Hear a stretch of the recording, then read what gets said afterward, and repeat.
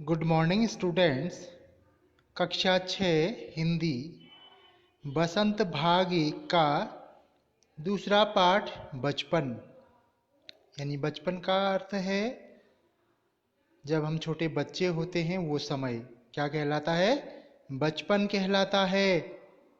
और इस जो कहानी की जो लेखिका हैं कृष्णा सोबती, उन्होंने अपने बचपन के बारे में बताया है कि उनका बचपन कैसा था और उनके बचपन के समय में किन किन चीज़ों को वो पहनती थी, ओढ़ती थी, और उनका खान पान कैसा था। ये बातें उन्होंने इस कहानी के माध्यम से बताई हैं। तो लेखिका कहती हैं कि मैं तुम्हें अपने बचपन की ओर ले जाऊंगी। लेखिका हमें अपने बचपन की ओर ले जा रही है। यानी लेखिका जब छोटी थी तो उस समय क्या क्या चीज़ें होती थी, वह क्या क्या काम करती थी, क्या क्या उनको पसंद था, क्या नहीं था, इस बारे में लेखिका यहाँ पे बता रही हैं। मैं तुमसे कुछ इतनी बड़ी हूँ कि तुम्हारी दादी भी हो सकती हूँ, तुम्हारी नानी भी। लेखिका कह रही है कि मैं तुमसे कुछ इतनी बड़ी हूँ कि मैं तुम्हारी क्या हो सकती हूँ? दादी। दादी का मतलब क्या है? हमारे पिताजी की माँ, उसको क्या कहते हैं? दादी कहते हैं। मैं तुम्हारी दादी भी हो सकती हूँ, तुम्हारी नानी भी। नानी का अर्थ है यहाँ पे हमारी जो माँ है उनकी माँ, उसको क्या कहेंगे? नानी कहेंगे। बड़ी बुआ। बुआ का अर्थ है यहाँ पे हमारे पिताजी की बहन या दीदी, उसको हम क्या कहते हैं? बुआ। और बड़ी मौसी भी। मौसी का अर्थ है हमारी माँ की बहन या माँ की दीदी, उसको हम क्या कहते हैं? मौसी कहते हैं। परिवार में मुझे सभी लोग जीजी कहकर ही पुकारते हैं। और परिवार के सभी लोग मुझे क्या कहकर पुकारते हैं? जीजी। जीजी का अर्थ यहाँ पर है बड़ी दीदी। हाँ, मैं इन दिनों कुछ बड़ा बड़ा यानी उम्र में सयाना महसूस करने लगी हूँ। लेखिका कह रही है कि मैं इन दिनों अपने आप को कुछ उम्र में बड़ी महसूस कर रही हूँ। सयाना यानी बड़ी, उम्र में बड़ी। शायद इसीलिए कि पिछली शताब्दी में पैदा हुई थी। वह अपने आप को सयाना इसलिए महसूस कर रही हैं, उम्र में बड़ी इसलिए महसूस कर रही हैं कि शायद कि मैं पिछली शताब्दी में पैदा हुई। पिछली शताब्दी यानी अभी 20वीं सदी है, तो पिछली शताब्दी का यहाँ पर अर्थ है कि वह 19वीं शताब्दी में पैदा हुई होंगी।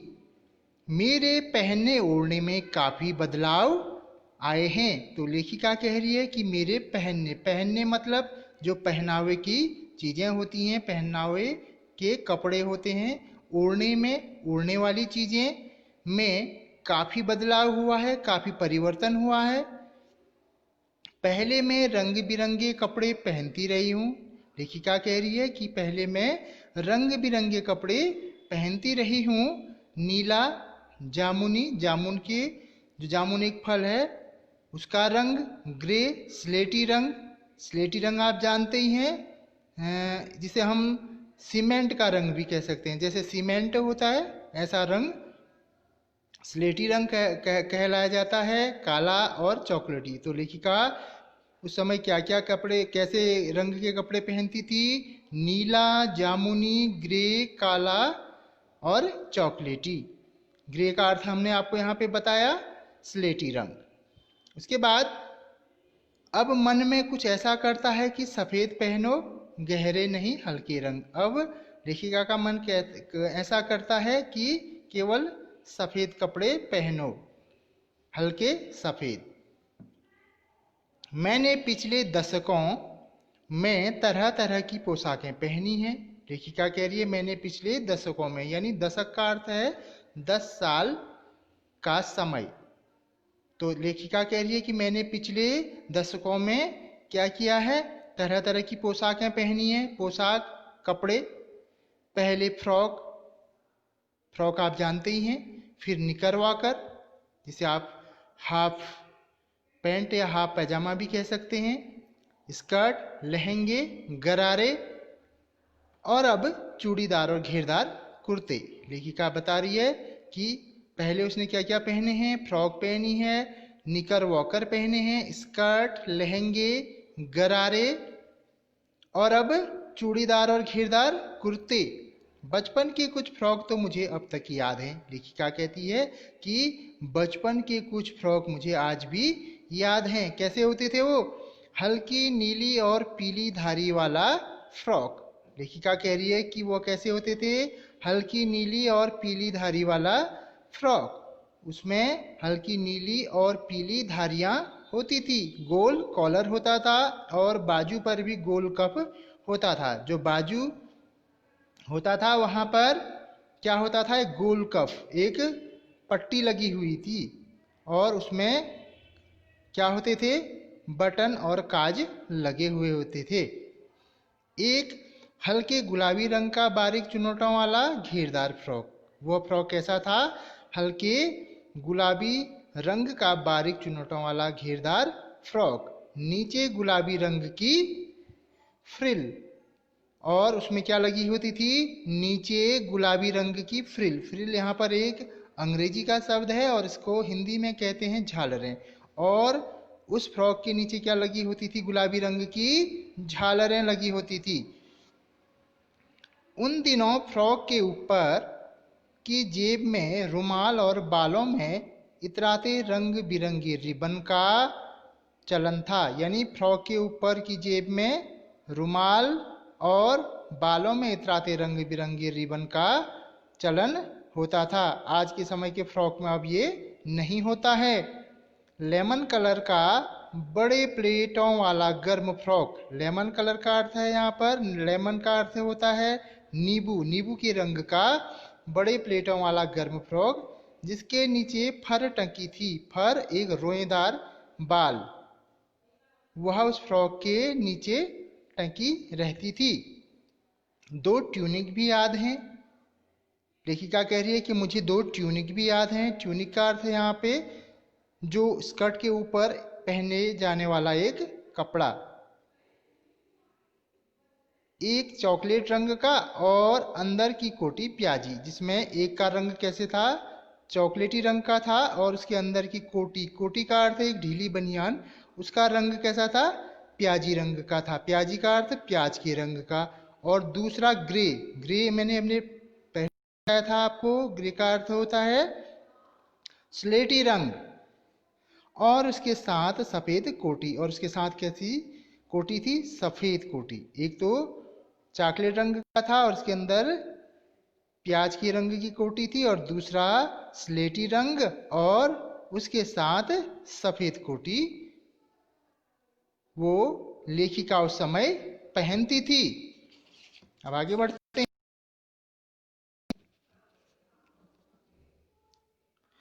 मुझे अपने मोजे और स्टॉकिंग भी याद हैं। लेखिका कहती है कि मुझे अपने मोजे, जुराब, लंबी जुराब जिसे घुटनों तक पहना जाता है, बचपन में हमें अपने मोजे खुद धोने पड़ते थे। लेखिका कह रही है कि बचपन में हमें अपने मोजे, अपने जुराब खुद धोने पड़ते। वह नौकर या नौकरानी को नहीं दिए जा सकते थे। उन मोजों को धोने के लिए नौकर या नौकरानियों को यह धोने के लिए नहीं दिए जा सकते थे। इसकी सख्त मनाही थी। इसके लिए उनके घर में इसकी सख्त मनाही थी, मना किया जाता था उनको। हम बच्चे इतवार की सुबह इसी में लगाते, यानी जैसे तो बच्चे, हम जितने भी बच्चे थे वह क्या करते थे? उस दिन अपने मोजे धोते थे। धो लेने के बाद अपने अपने जूते पॉलिश करके चमकाते और फिर क्या करते? जैसे ही हमने अपने मोजे धोए और उसके बाद हम क्या करते थे? अपने जूते पॉलिश से चमकाते थे और जब जूते कपड़े या ब्रश से रगड़ते तो पॉलिश की चमक उभरने लगती थी। क्या होती थी? जब हम अपने जूते पर किसी कपड़े या ब्रश से उसको रगड़ते तो उसकी पॉलिश और भी चमकने लगती थी और भी वो ज्यादा चमकदार दिखाई देती। अब आगे बढ़ते हैं। सर्वर, बहुत अच्छे से मुझे याद है या मुझे बराबर याद है, मुझे आज भी बूट पॉलिश करना अच्छा लगता है। उन्हें लेखिका बता रही हैं कि उन्हें क्या आज भी बूट पॉलिश करना अच्छा लगता है। हालांकि अब नई नई किस्म के शू आ चुके हैं। लेखिका कह रही है कि अब क्या है, नए नए किस्म के क्या आ चुके हैं, शू आ चुके हैं। शू का अर्थ है जूते आ चुके हैं। कहना होगा कि ये पहले से कहीं ज्यादा आरामदेह हैं। यानी जो पहले जूते थे वह क्या होते थे, बहुत टाइट होते थे और उन्हें पहनने में बहुत कठिनाई होती थी। और आज जो है पहले से कहीं या आरामदायक जूते आ चुके हैं। हमें जब नए जूते मिलते उसके साथ ही छालों हो जाता। जैसे ही उस समय हमें क्या होते थे, नए जूते मिलते थे तो उसके क्या हो जाते थे, जैसे वो जूते पहनते तो उन हमारे पैरों में छाले पड़ जाते थे। आगे बढ़ते हैं। जब कभी लंबी सैर पर निकलते, यानी हम घूमने निकलते, सैर सपाटे के लिए निकलते, अपने पास रुई जरूर रखते थे। अपने पास क्या रखते थे, रुई। रुई आप जानते हैं, घर में हमारा प्रयोग होने वाला, जिससे हम क्या करते हैं, रुई का दिया जलाते हैं इसका, और उसके बाद रुई के हम क्या रजाइयाँ बनती हैं और कई गर्म चीज़ें बनती हैं। जूता लगा तो रुई में, यहाँ पे जूता लगा तो रुई मोजे के अंदर, और जैसे ही अगर जूता उनके पैरों में चुभता था तो क्या करते थे, हम रुई को उसके अंदर डाल लेते थे। हाँ, हमारे तुम्हारे बचपन में तो बहुत फर्क हो चुका है। लेखिका कह रही है कि हाँ, अब तो हमारे और तुम्हारे बचपन में क्या हो चुका है, बहुत फर्क हो चुका है। फर्क का यहाँ पे अर्थ है अंतर हो चुका है। अब आगे बढ़ते हैं। हर शनिचर को हमें ऑलिव ऑयल या कैस्टर ऑयल पीना पड़ता। जैसे ही शनिवार आता, शनिचर का अर्थ है यहाँ पे शनिवार आता, हमें ऑलिव ऑयल यानी जैतून का तेल या कैस्टर ऑयल, कैस्टर ऑयल अरंडी, अरंडी का तेल हमें पीना पड़ता था। यह एक मुश्किल काम था। यह क्या था, एक मुश्किल काम था। यानी आज के समय में अगर बच्चों से ये कहा जाए कि आप क्या, जैसे आज के समय में बच्चे घी बिल्कुल पसंद नहीं करते, उनसे कहा जाए कि बच्चों ये घी पियो, या किसी दवाई को जो थोड़ी कड़वी होती है पीने में, जिससे थोड़ी बदबू आती है, तो बच्चे क्या कर देते हैं, एकदम से नाक अपनी सिकोड़ देते हैं कि हमें यह नहीं पीनी है, यह बहुत कड़वी होती है। उसी तरह से उस समय क्या होता था, ऑलिव ऑयल, जैतून का तेल और कैस्टर ऑयल, अरंडी का तेल उन्हें पीना पड़ता था, और जो कि यह उनके लिए बहुत कठिन काम था। शनिचर को सुबह से ही नाक में इसकी गंध आने लगती थी। जैसे ही शनिवार आता, उसकी सुबह से इनकी नाक में इसकी बदबू आने लगती थी। अब छोटे शीशे के गिलास जिन पर ठीक खुराक के लिए निशान पड़े रहते, उन्हें देखते ही मितली होने लगती। उस तेल को पीने के लिए उनके लिए क्या बने हुए थे, छोटे शीशे के गिलास थे, जिन पर ठीक खुराक के लिए, ठीक मात्रा में उसको पीने के लिए क्या बने रहते थे, निशान बने रहते थे। उन्हें देखते ही मितली होने लगती। क्या होने लगती थी, उल्टी होने लगती थी। मितली का अर्थ है उल्टी होने लगती थी। मुझे आज भी लगता है कि अगर हम न भी पीते तो वह शनिवारी दवा तो कुछ ज्यादा बिगड़ने वाला, सेहत ठीक ही रहती। तो यहाँ पे लेखिका कह रही है कि नहीं भी पीते तो ज्यादा हमारा कुछ नहीं बिगड़ने वाला था, हमारी सेहत ठीक ठाक ही रहती। सेहत का मतलब है यहाँ पे स्वास्थ्य। तुम्हें बताऊंगी कि हमारे समय और तुम्हारे समय में कितनी दूरी हो चुकी है। लेखिका यहाँ पे बता रही है कि अब मैं तुम्हें यह बताऊंगी कि हमारे समय और कितनी दूरी हो चुकी है। यहाँ तक कि बचपन की दिलचस्पियां भी बदल गई हैं। अब लेखिका बता रही है कि अब जो हमारे बचपन के शौक थे वो भी बहुत बदल चुके हैं। यहाँ पर लेखिका का चित्र भी दिया गया है, ये आप देख सकते हैं उनकी पोशाक किस तरह से उन्होंने पहनी है। तो अब हम आगे बढ़ते हैं। याद रहे, उन दिनों कुछ घरों में ग्रामोफोन थे, रेडियो और टेलीविजन नहीं थे। लेखिका कह रही है कि उन दिनों घरों में कुछ घरों में क्या थे, ग्रामोफोन थे, रेडियो और टेलीविजन नहीं थे। ग्रामोफोन एक प्रकार का ऐसा यंत्र है जिसमें अपनी आवाज को रिकॉर्ड करके उसे कभी भी सुना जा सकता है, इसे ग्रामोफोन कहा जाता है।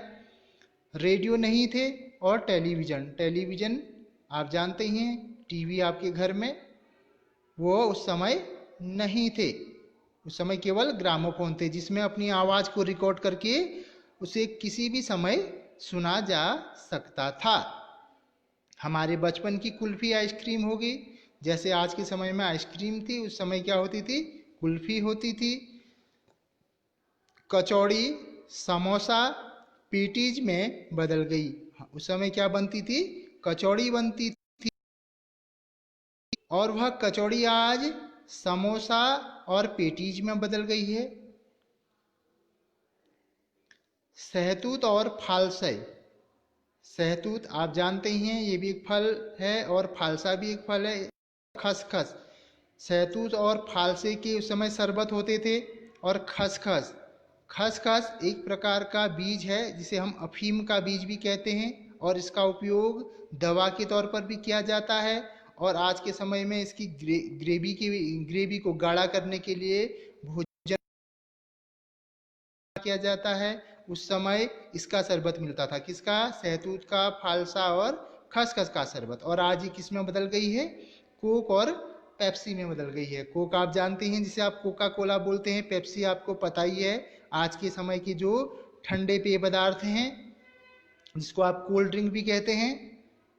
उन दिनों कोक नहीं, उस समय क्या होते थे, कोक नहीं थे, क्या थे, लेमनेड और विम्टो मिलती थी। जैसे आज कोका कोला या पेप्सी मिलती थी, उस समय लेमनेड और विम्टो मिलती थी, लेमनेड और विम्टो मिलती थी। शिमला और नई दिल्ली में बड़े हुए बच्चों को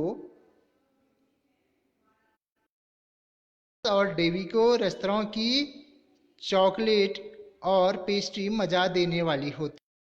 यानी लेखिका कह रही हैं कि शिमला और जो नई दिल्ली में बड़े हुए बच्चों को क्या मिलती थी, वेंगर्स मिलती थी, और वेंगर्स और डेविको रेस्तरां की चॉकलेट मिलती थी। ये वहाँ पे ये दो रेस्टोरेंट होंगे, एक का नाम वेंगर्स था और दूसरे का नाम डेविको।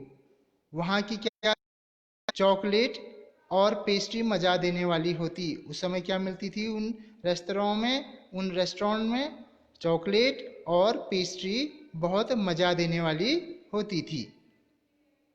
हम भाई बहनों की ड्यूटी लगती शिमला मॉल से ब्राउन ब्रेड लाने की। और क्या होता था उस समय, हम भाई बहनों की ड्यूटी, उनका क्या काम था कि शिमला मॉल जो शिमला दुकानें, बड़ी दुकानें जिनको मॉल कहा जाता है, से ब्राउन ब्रेड, एक प्रकार का भूरे रंग का पाव, ब्राउन अर्थ है भूरे रंग का।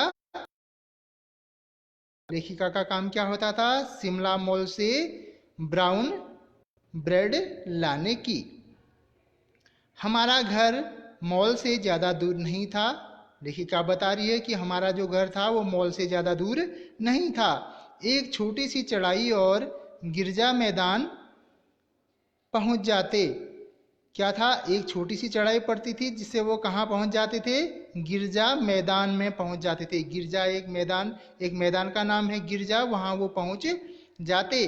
वहाँ से एक उतराई उतरते, वहाँ से क्या करते, उतराई यानी नीचे ढलान में उतरते और मॉल पर, और सीधे कहाँ पहुंच जाते, मॉल पर पहुंच जाते। कन्फेक्शनरी काउंटर पर तरह तरह की पेस्ट्री और चॉकलेट की खुशबू मनभावनी। जैसे ही कन्फेक्शनरी का मतलब है हलवाई की दुकान पर तरह तरह की क्या मिलती थी, पेस्ट्री मिलती थी और चॉकलेट मिलती थी, और उनकी खुशबू कैसी होती, मन को लुभावने वाली होती थी। अब आगे बढ़ते हैं। हमें हफ्ते में एक बार चॉकलेट खरीदने की छूट थी। लेखिका बता रही है कि हफ्ते में एक बार हमें क्या थी, किस चीज की छूट थी? चॉकलेट खरीदने की छूट थी। सबसे ज्यादा मेरे पास ही चॉकलेट टॉफी का स्टॉक रहता। लेखिका बता रही है कि सबसे ज्यादा मेरे पास ही चॉकलेट और टॉफी का स्टॉक रहता। मैं चॉकलेट लेकर खड़े खड़े कभी नहीं खाती। लेखिका कह रही है कि मैं चॉकलेट लेकर क्या करती थी, कभी भी खड़े खड़े उसको नहीं खाती थी। क्या करती थी? घर लौटकर साइड बोर्ड पर रख देती। घर लौटती और क्या करती? साइड बोर्ड का अर्थ है अलमारी पर रख देती और रात के खाने के बाद बिस्तर में लेटकर मजा ले ले खाती। और क्या करती? जब रात का खाना खा लेती थी उसके बाद बिस्तर में लेटकर उन चॉकलेटों का क्या लेती थी? मजा लेती थी। अब आगे बढ़ते हैं। शिमला के काफल भी बहुत याद आते हैं, खट्टे मीठे। यानी शिमला के जो काफल आप जानते ही हैं, एक फल, वो बहुत याद आते हैं। बहुत खट्टे और बहुत मीठे भी होते थे। कुछ एकदम लाल होते थे, कुछ गुलाबी होते थे। रसभरी, रसभरी भी एक प्रकार का फल है।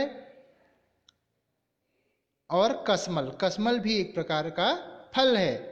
सोचकर ही मुंह में पानी भर आए। इनको अगर आज भी हम सोचते हैं तो मुंह में पानी भर आता है। चेस्टनट एक और गजब की चीज। चेस्टनट का मतलब अखरोट, एक और गजब की चीज। यहाँ पे चेस्टनट अखरोट के बारे में बताया है। एक और गजब की चीज होती थी। आग पर भूने जाते और फिर छिलके उतार कर मुंह में क्या करते थे? हम इन्हें आग पर भूनते थे और फिर छिलके उतार कर अपने मुंह में डाल लेते थे। चने जोर गरम, यानी भुने हुए चने और अनारदाने का चूर्ण। हाँ, चने जोर गरम की पुड़िया तो तब थी, वह अब भी नजर आती है। चने यानी भुने हुए चने की जो पुड़िया थी वह क्या है? अब भी नजर आती है। उनको वो याद आती है। पुराने कागजों से बनाई हुई, पुराने कागजों से वो बनाई हुई इस पुड़िया में नीरा, यानी इस पुड़िया में केवल नीरा मतलब केवल, केवल हाथों का ही कमाल है। उसको बनाने में केवल हमारे हाथों का ही कमाल है। नीचे से तिरछी लपेटते हुए ऊपर से इतनी चौड़ी कि चने आसानी से हथेली पर पहुंच जाए। वो ऐसे बनाई जाती थी, तिरछी, नीचे से उसको तिरछा लपेटते थे और ऊपर की तरफ क्या करते थे? उसको चौड़ी बनाते थे जिससे उसमें चने आसानी से हथेली में आ जाते थे। एक वक्त था जब फिल्म का गाना चना जोर गरम बाबू में लाएदार, एक फिल्मी, किसी एक फिल्म का गाना था। उस गाने का नाम था चना जोर गरम बाबू में लाया मजेदार। उस समय का यह बड़ा प्रसिद्ध गाना था, चना जोर गरम। उन दिनों स्कूल के हर बच्चे को आता था। यह जो गाना था वह हर बच्चे की जबान पर था। कुछ बच्चे पुड़िया पर तेज मसाला बुरकवाते। क्या करते? चनों के ऊपर तेज मसाला, चाट मसाला आप जानते हैं, उसके ऊपर उसको डलवाते थे। पूरा गिरजा मैदान घूमने तक यह पुड़िया, जैसे ही हम पूरे गिरजा मैदान का चक्कर लगा लेते तब तक यह पुड़िया हमारे पास क्या रहती थी? चलती रहती थी। एक एक चना पापड़ी मुंह में डालने और कदम उठाने में एक खास ही लय रफ्तार थी। एक एक चना पापड़ी हम अपने मुंह में डालते थे और अपना कदम उठाने में, जैसे हम एक चना पापड़ी अपने मुंह में डालते और जैसे अपना कदम आगे बढ़ाते, उसकी एक खास रफ्तार थी, एक खास गति थी। छुटपन में हमने शिमला रिज पर बहुत मजे किए हैं। यानी बचपन में जब हम छोटे थे, शिमला रिज एक जगह का नाम है, बहुत मजे किए। घोड़ों की सवारी की है, हमने घोड़ों की सवारी की है। शिमला के हर बच्चे को कभी न कभी यह मौका मिल ही जाता था। शिमला के हर बच्चे को कभी न कभी यह मौका जरूर मिलता था। क्या मिल जाता था? घोड़े पर सवारी करना। अब आगे बढ़ते हैं। हम जाने क्यों घोड़ों को कुछ कमतर करके समझते थे। कमतर का अर्थ है छोटा, उनको बहुत छोटे से छोटा यानी कुछ नहीं समझते थे। हम न जाने घोड़ों को बहुत छोटा समझते थे यानी ये कुछ भी नहीं है। उन पर हंसते थे। क्या करते थे? उन पर हंसते थे। ननिहाल के घोड़े खूब हष्ट पुष्ट और खूबसूरत। मेरे ननिहाल यानी मामा का घर, वहाँ के जो घोड़े थे वो खूब हष्ट पुष्ट थे, काफी स्वस्थ थे और खूबसूरत थे, अच्छे थे, सुंदर थे। उनकी बात फिर कभी, लेखिका कह रही है कि उनकी बात फिर कभी और करेंगे। शाम को रंग बिरंगे गुब्बारे, क्या करते थे? रंग बिरंगे गुब्बारे उनके साथ वो खेलते थे। सामने जाखू का पहाड़, उनके सामने क्या था? एक जाखू एक जगह है, उसका पहाड़, ऊंचा चर्च, चर्चा ईसाइयों का जो पूजा का स्थान होता है उसे चर्च कहा जाता है। चर्च की घंटियां बजते ही दूर दूर तक उनकी गूंज फैल जाती थी। जैसे ही चर्च की घंटियां गूंजती थी, बजती थी, तो उनकी गूंज, उनकी आवाज दूर दूर तक फैल जाती थी। लगता इसके संगीत से प्रभु यीशु स्वयं कुछ कर रहे हों, और ऐसा लगता था इसके संगीत से प्रभु यीशु, ईसा मसीह स्वयं कुछ कह रहे हैं। सामने आकाश पर सूर्यास्त हो रहा है। लेखिका बता रही है कि सामने अब आकाश सूर्य का अस्त यानी सूर्य अब ढलने वाला है। गुलाबी सुनहरी धारियां जब सूर्यास्त होता है तो कैसी दिखती हैं? जो सूर्य की किरणें होती हैं गुलाबी दिखती, गुलाबी सुनहरी दिखती हैं और नीले आसमान पर फैल रही हैं। कैसे ऐसी प्रतीत हो रही हैं? वह आसमान पर फैल रही हैं। दूर दूर फैले पहाड़ों के मुखड़े गहराने लगे। जो पहाड़ों के मुखड़े, मुखड़े का अर्थ है जो उनका चेहरा है, वह गहराने लगे यानी अब वह भी सूर्य की किरणों के साथ क्या होने लगे? गहराने लगे। और देखते ही देखते बत्तियां टिमटिमाने लगी। और जो बत्तियां, जो लाइट थी, जो बिजली की बत्तियां थी, वह कैसे टिमटिमाने लगी। रिज पर की रौनक और मॉल की दुकानों की चमक के भी क्या कहने।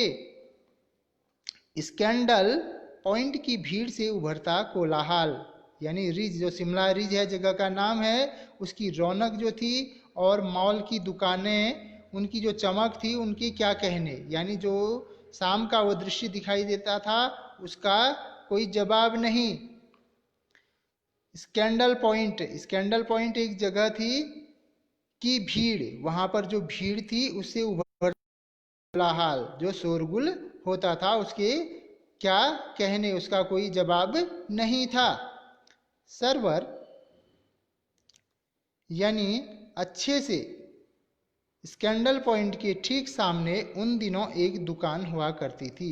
उस स्कैंडल पॉइंट के ठीक सामने एक क्या हुई करती थी? दुकान हुई करती थी, जिसके शोरूम में शिमला कालका ट्रेन का मॉडल बना हुआ था।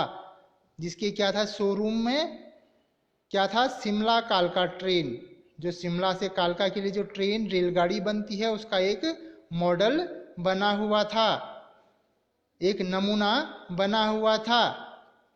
इसकी पटरियां, उस पर खड़ी छोटे छोटे डिब्बों वाली ट्रेन, इसकी पटरियां, उस पर खड़ी छोटे छोटे डिब्बे वाली ट्रेन, यानी वहां पर एक मॉडल के रूप में क्या दिखाया गया था? एक रेलगाड़ी दिखाई गई थी और उस पर एक पटरी दिखाई गई थी। उस रेलगाड़ी में छोटे छोटे डिब्बे दिखाई दे रहे थे।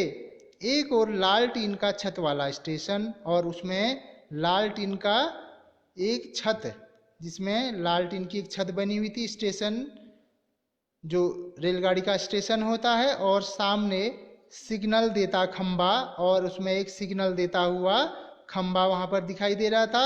थोड़ी थोड़ी दूर पर बनी सुरंगें, और कुछ थोड़ी थोड़ी दूर पर उन्हें क्या दिखाई दे रही थी? सुरंगें, यानी जमीन के अंदर का स्थान, उसे सुरंग कहा जाता है। जिसे पहाड़, या जैसे किसी पहाड़ को काटा जाता है अंदर से, उसे भी सुरंग कहा जाता है। पिछली सदी में तेज रफ्तार वाली गाड़ी वही थी, और उस सदी में सबसे तेज रफ्तार वाली गाड़ी कौन सी थी? शिमला काल का ट्रेन थी। कभी कभी हवाई जहाज भी देखने को मिलते, कभी कभी क्या मिलते थे? हवाई जहाज भी देखने को मिलते थे। दिल्ली में जब भी उनकी आवाज आती, बच्चे उन्हें देखने बाहर दौड़ते। बच्चे क्या करते थे? उस हवाई जहाज को देखने के लिए घर से बाहर दौड़ते थे। दिखता एक भारी भरकम पक्षी उड़ा जा रहा है पंख फैलाकर। ऐसा दिखता था जैसे एक भारी भरकम पक्षी आसमान में अपने पंख फैलाकर उड़ रहा है, ऐसा वह हवाई जहाज प्रतीत होता था। यह देखो और वह गायब, यह देखो और वह गायब। थोड़ी देर देखा और फिर जैसे वह अदृश्य हो गया हो, गायब हो गया हो। उसकी स्पीड ही इतनी तेज लगती, उसकी जो गति थी वह बहुत तेज होती थी। हाँ, गाड़ी के मॉडल वाली दुकान के साथ एक और ऐसी दुकान थी, यानी जो रेलगाड़ी की मॉडल वाली दुकान थी, उसके एक और ऐसी दुकान थी जो मुझे कभी नहीं भूलती। यह वह दुकान थी जहां मेरा पहला चश्मा बना था। यह कौन सी दुकान थी? जहां उसका, लेखिका का पहला चश्मा बना था। वहां आंखों के डॉक्टर अंग्रेज थे। और वहां कौन थे आंखों के डॉक्टर? अंग्रेज थे। आपने देखा होगा जब आप चश्मा बनाने जाते हैं तो आपका डॉक्टर क्या करता है? आपका आंखों की आपकी आंखों की जांच करता है और उसके बाद आपके लिए चश्मा वो बनाता है। तो वहां पर जो आंखों के डॉक्टर थे वो कौन थे? अंग्रेज थे। शुरू शुरू में चश्मा लगाना बड़ा अटपटा लगा, यानी जब शुरू शुरू में जब उन्होंने चश्मा लगाया तो वह बड़ा अटपटा अजीब सा लगा। छोटे बड़े मेरे चेहरे की ओर देखते और कहते आंखों में कुछ तकलीफ है।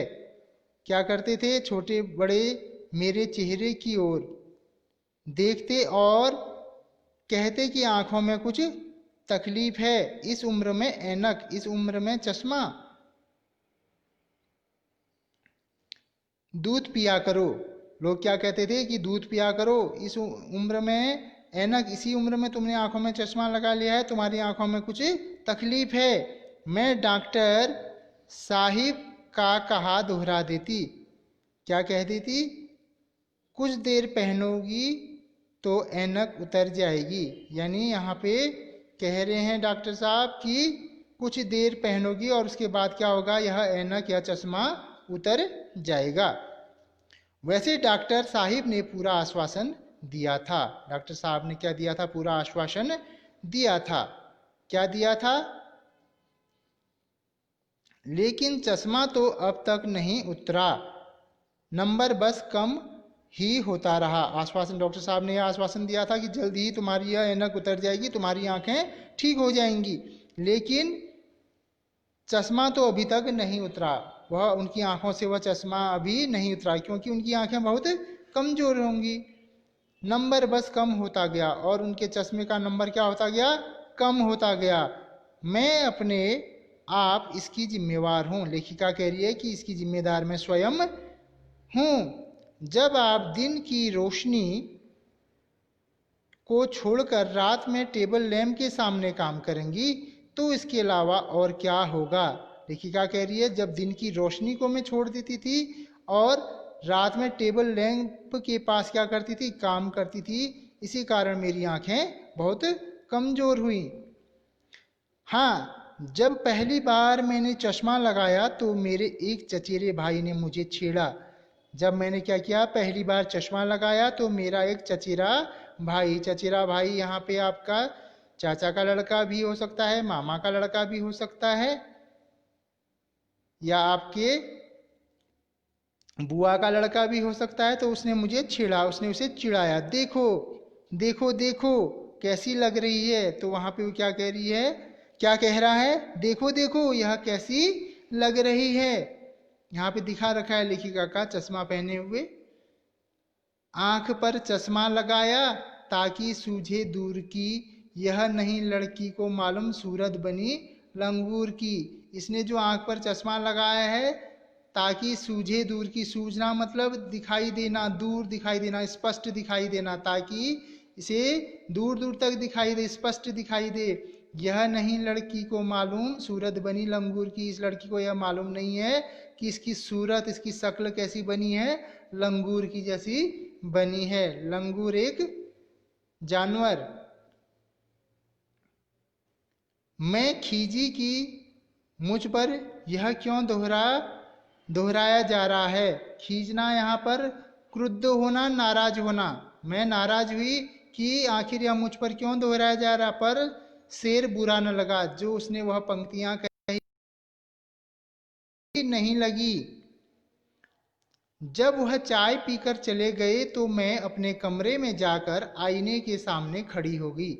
जब वह चाय पीकर चले गए तो उसने देखा अब उसका भाई चाय पीकर चले गया है, तो मैं अपने कमरे में जाकर आईने के सामने खड़ी हो गई।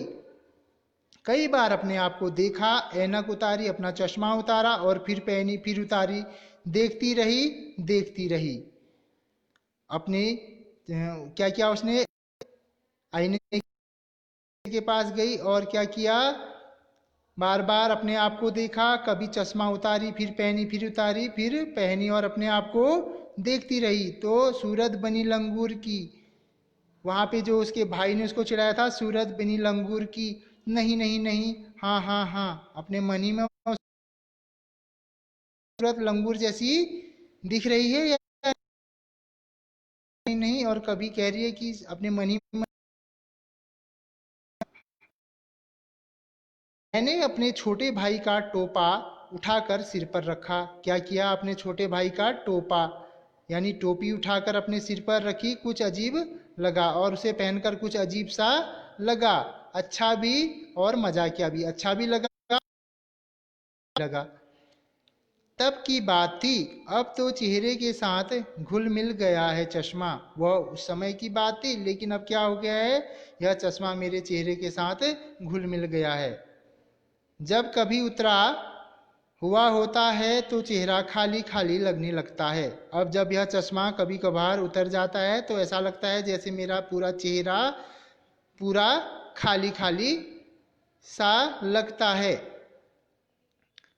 याद आ गया वह टोपा, अब मुझे वह टोपा याद आ गया। वह टोपा या काली फ्रेम का चश्मा, काली फ्रेम का चश्मा था वो, उसका जो फ्रेम बना था, जो बाहर का आवरण बना था, वो कैसा था, काला था। सूरत, और सूरत कैसी थी, लंगूर की। हाँ, इन दिनों शिमला में मैं सिर पर टोपी लगाना पसंद करती हूँ। और लेखिका बता रही है कि अब इन दिनों मैं क्या करती हूँ, शिमला में अपने सिर पर टोपी पहनना पसंद करती हूँ। मैंने कई रंगों की जमा कर ली हैं, और मैंने कई रंग की टोपी जमा कर ली हैं। कहाँ, दुपट्टों का ओढ़ना, और कहाँ सहज सहज सुबीते वाली हिमाचली टोपी। कहाँ अब उन दुपट्टों को ओढ़ना, और कहाँ अब जो है सहज, यानी जिसे पहनने में कठिनाई ना हो, और सहल, आसान और सुविधे वाली यानी सुविधाजनक हिमाचली टोपियां। अब कहाँ उन दुपट्टों को ओढ़ने का, और कहाँ अब वह सहज सहल और सुविधे वाली हिमाचली टोपियां। तो इस प्रकार लेखिका ने अपने की सारी यादें इस कहानी के माध्यम से हमें बताई हैं। इसके बाद हम आपको पाठ 1 और पाठ 2 के प्रश्न उत्तर आपको कराएंगे।